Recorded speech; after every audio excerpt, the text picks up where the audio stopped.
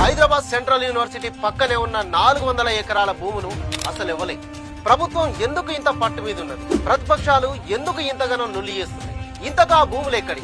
జరుగుతున్న పోరాటంలో నిజమెంత అబద్ధమెంత అనేది ప్రతి తెలంగాణ మనిషికి తెలవాల్సిన అవసరం ఉన్నది.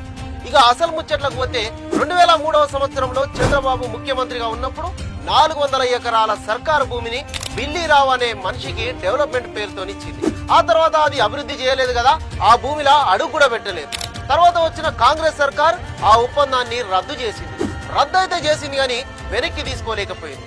టీఆర్ఎస్ సర్కార్ వచ్చినాక అప్పుడు జరిగిన ఒప్పందం న్యాయబద్ధం కాదు అని కోర్టుకు పోలేదు. కనీసం ఆ భూమి గురించి ఆలోచన చేయలేదు. కానీ తెలంగాణలో కాంగ్రెస్ సర్కార్ వచ్చినాక ఆ ఒప్పందం రద్దు కోసం సుప్రీంకోర్టు వరకు పోయింది సర్కారు. ఇప్పుడు చెప్పుండ్రి, ఆ భూములు ఇవ్వలే. గవర్నమెంట్యా, బిల్లీరావుయా, ఎస్యూయా? ఒకవేళ ఎస్యూఏ అనుకుందాం కొద్దిసేపు. మరి ఇన్ని రోజులు బిల్లీరావు పేరు మీద ఉన్నప్పుడు ఎందుకు విద్యార్థులు ఫైట్ చేయలేదు?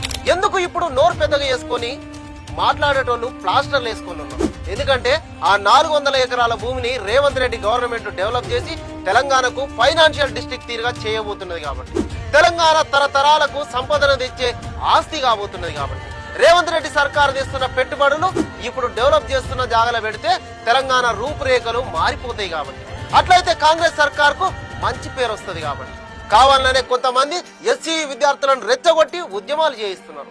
కాబట్టి ఇప్పటి కోసం ఆలోచన చేస్తే బాగుపడది తెలంగాణ.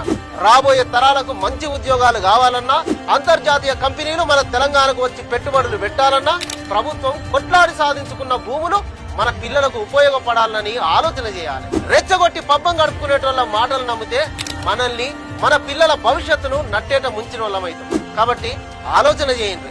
నిజమేందో అబద్ధమేందో లోతుపాతులకు పోయి తెలుసుకోండి.